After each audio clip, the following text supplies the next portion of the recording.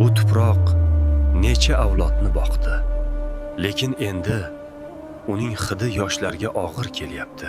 Telefon ortidagi hayot unga haqiqiy hayotdan chiroyliroq ko'rinardi. Sherzod, tur, dalaga chiqamiz. Dada, futbol bor, o'zingiz chiqib turavering. Paxtani shira bosibdi. Darhol dori sepishim kerak. Lekin bu yoqda bank pul bermayapti. Alo Sherzod, bugungi o'yinga tikkani pul topdingmi? Topdim. Ombordagi 20 qop bug'doyni olib chiqib sotdim.